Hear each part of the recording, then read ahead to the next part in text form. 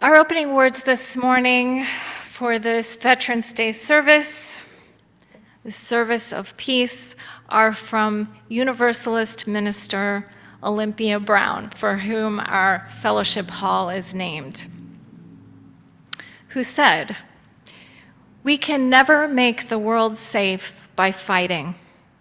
Every nation must learn that the people of all nations are children of God and must share the wealth of the world. You say this is impracticable, far away, can never be accomplished. But it is the work that we are appointed to do. Sometime, somehow, somewhere, we must ever teach this great lesson." The words of Reverend Olympia Brown. I was talking to a friend of mine the other day, a friend who has a son about the same age as mine. And we were talking about birthdays and birthday parties and where we were going to have our children's birthday parties. And the suggestion of laser tag came up. And she said to me, "Well, you know, we can't do that." And I said, what do you mean? She said, "Well, we can't do that because I'm a Quaker." And do you know that I had to think about it for a minute? I had to think about what that meant. Even though I'm a religious professional, and I ought to know that Quakers have an ethic, a value of nonviolence, I had to really make the connection in my mind. The fact is that our society is so inundated with violence, with violent games, video games, expressions we use that have to do with war, that the violence sometimes becomes invisible to us. We know that the United States is camped, based in many, many different countries all around the world with deployments of troops. And while the expressed aim of the US military is to protect us, we sometimes question whether all of this is needed to protect us. All of this expenditure and human energy and human life is really what is needed to protect the people of this country. I grew up in the military, and so I've had lots and lots of time to think about all of these things and to reconcile the fact that my life was my lifestyle, my livelihood for the first 21 years of my life was provided by the US Air Force and by my father's service. When I was a little girl, during the time I can barely remember, my father served in Thailand during the Vietnam War. And I have a very, very dim memory of blowing him a kiss out my window every night. And when he came home from Thailand, I was excited to see him, but my little brother didn't even know him. So as a toddler, he had to get to know my father as a stranger. He actually pinched him my brother pinched my father's face the first time he leaned down to greet his little son. So there were losses in our family, and there were also joys of moving around the country, having my horizons expanded by getting to live in many, many different communities, and all the opportunities we had as a military family. The military was one of the first institutions in the United States to integrate, right? African Americans were allowed to serve in the military very early on in the 20th century, and we know about the service of Japanese Americans who served very valiantly in World War II, despite being interned in places around the country. My father had a good experience in the military and was very happy and proud of his service, and still is. Although he was fairly bitter about the way that Vietnam veterans were treated when they returned, and some of the horrible things that were said to them, some of the horrible epithets that were hurled at Vietnam veterans.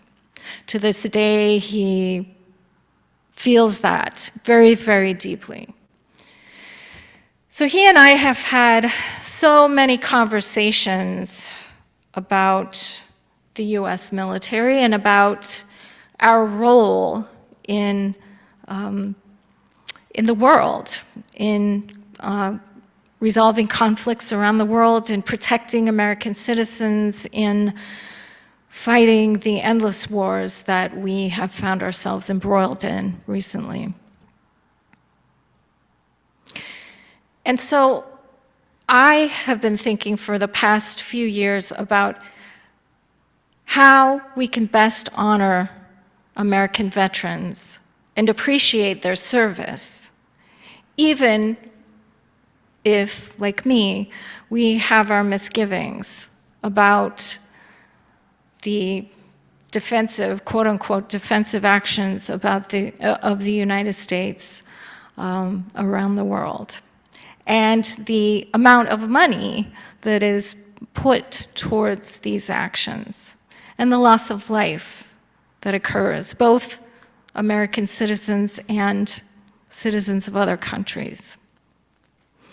And I think that I've begun to find a way to honor this day, to bring UU values and a UU appreciation to Veterans Day, while still calling out the actions of the US government that I feel are excessive, unnecessary, wasteful, and violent.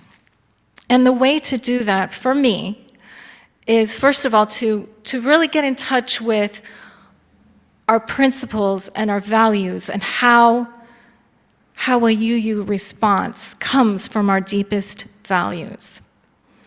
And I want to say that I think the principles that are most at play here, most important here, are the first principle, the worth and dignity of every person.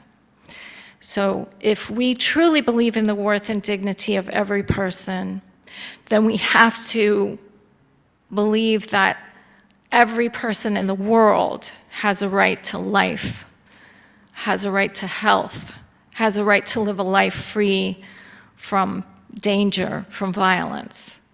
So that is a deep, deep grounding in Unitarian Universalist values. Secondly, our fifth principle calls us to honor the right of conscience.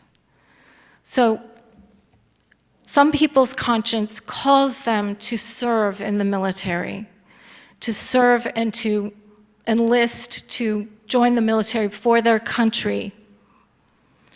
And we need to honor that. And we also need to honor the right of conscience for those who feel that they cannot do so because of their deepest held values. Now, my home congregation, the UU Church of Buffalo, actually protected a group of conscientious objectors during the Vietnam War. They were allowed to take sanctuary in the congregation.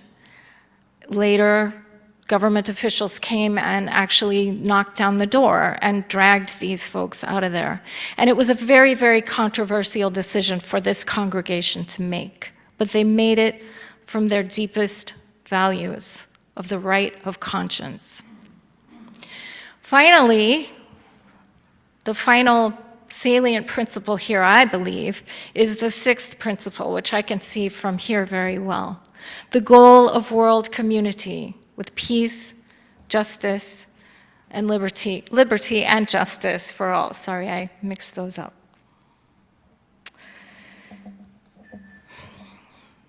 So, our values call us to work for peace. And I've discovered an organization that is truly aligned with all of these values, and it's called Veterans for Peace. What I love about Veterans for Peace is that it honors the stories of veterans and the journeys that they have made to coming to realize that peace is the highest expression of love for country, of love for our world, and also appreciation for veterans, to want to bring them home safely, to want to care for them, and make sure that their health is ensured. Veterans for Peace was begun in Maine, actually, but it has thousands of members all over the country now. And they advocate for a return to the designation of this holiday as Armistice Day, which was changed by Dwight Eisenhower to Veterans Day at one point in our history to honor the veterans. Now, we can still honor veterans, and as Veterans for Peace advocates, we can work for a peaceful world. We can work to bring veterans home. We can listen to their leadership. We can listen to their stories and learn what would be best for veterans.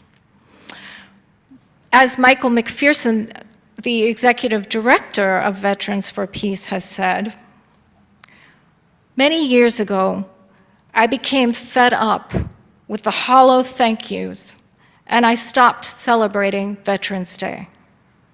Today, I join with Veterans for Peace in a call to reclaim November 11th as Armistice Day, a day to think about peace and to thank those who served by working to end war. I'm tired of us vets being used for war, and then many of us being pretty much discarded. Instead of thanking us, change how we are treated and work to end war. That would be a real tribute. Here ends the reading. Now, this is a controversial subject, and I recognize that.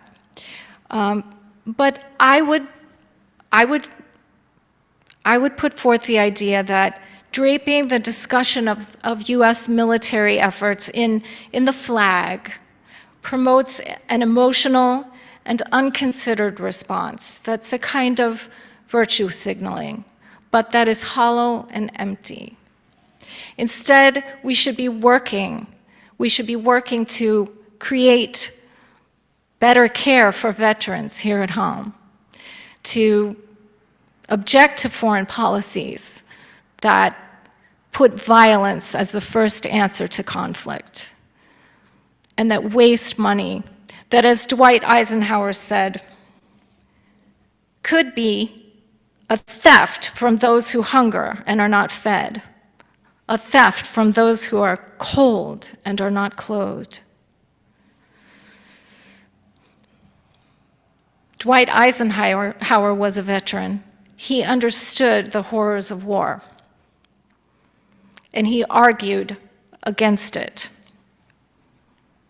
Now, as Unitarian Universalists, we are called to look deeper, beyond these hollow expressions of appreciation for our military veterans. So we may be each called in our own ways to honor this day by our own individual conceptions of our values and our principles. But I want to share with you some of the things that some congregations have done. Certainly holding peace vigils and following veterans organizations like Veterans for Peace in order to work to and the military-industrial complex is a hallmark of Unitarian Universalist religious and social justice work. But in my research, I also found some very interesting projects that were done in congregations to increase awareness of veterans that were inside the congregation. The congregation in Evanston, Illinois, about 10 years ago, did a project of interviewing their veterans and recording their stories and publishing a small booklet about their insights and wisdom that they had to share. Now, before this booklet was published by the historian, people thought there weren't any veterans in their congregation. But afterwards, they found out there were over 15, maybe almost 20 veterans in their congregation that had never been invited to talk about their experiences before, had never had a chance to be honored by their congregation.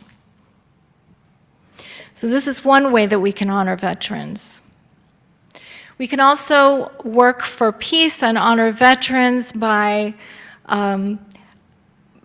putting ourselves out there where we object to policies. And Chris Antel was a military chaplain who resigned in 2016 during the Trump administration over some of the Trump administration's policies.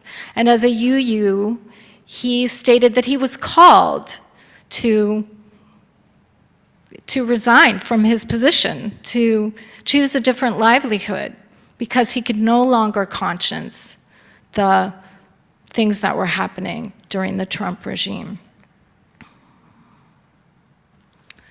The Unitarian Universalist Association honors veterans and those who serve by voluntarily complying with the suggestions for leave time for reserve personnel and for National Guard personnel. And they are one of the only national religious organizations to do so. I was surprised to learn. So those who serve and who work for the UUA are given time off as requested to fulfill their obligations with the National Guard and with the Reserve. Because supporting people is an important value. And the UUA recently received an award a few years ago for that policy of generous time off for Reserve and Guard personnel, the Patriot Award.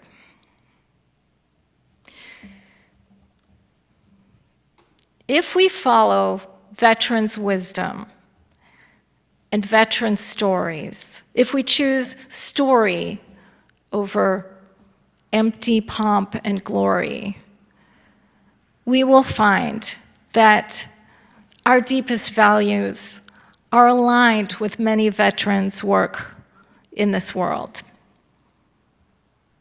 There is no better, no more meaningful way to acknowledge and to honor the sacrifices of veterans and to express a love of America than to perpetuate peace through goodwill and mutual understanding between nations. So, let us begin by reclaiming Armistice Day in the words of Camilo Mac-Bica, who is a former Marine officer and a professor of philosophy, and who also works for Veterans for Peace. To continually call our leaders back into right relationship with our world community and advocate for peace, liberty, and justice for all is one of our highest values. So let's work for a time when the US military is truly used for national defense, a time when all veterans are appreciated, honored, and cared for, and a time when all military families have the support and the resources that they need. Thank you. And I would like to end by asking anyone here in the congregation who is a veteran to, if you are willing and you would like to please stand so that we can honor you and your service today. And if you're on Zoom, you may raise your hand using the hand-raising function. All right. Thank you. A sincere thank you for your service. Building bridges between our divisions, I reach out to you, will you reach out to me?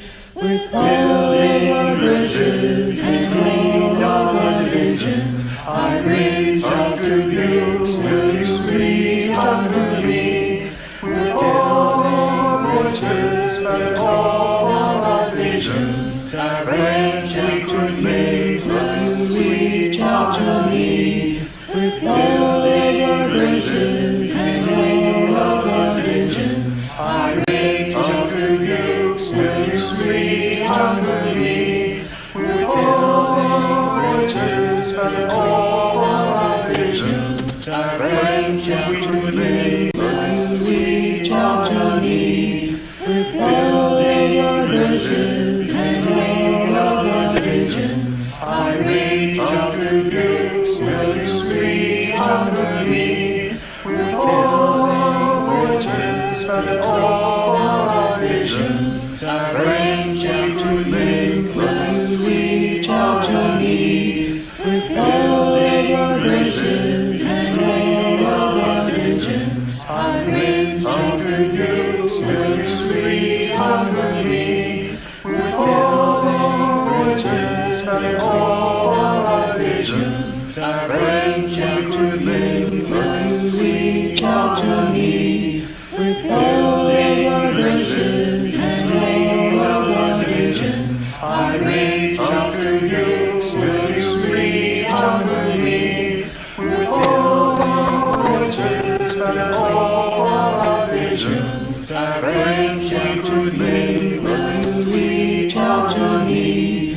With all our bridges and all our divisions, I reach out to you, will you reach out to me? With all our voices and all our visions, friends, we could make such sweet harmony. Our closing words, once again, are by Camilo Macbika, who said, "Those of us who know war are compelled to work for peace. There is no better, more meaningful way to honor and acknowledge the sacrifices of veterans and to express a love of America than to perpetuate peace through goodwill and mutual understanding between nations. Let us begin by reclaiming Armistice Day for peace." Thank you all for being here.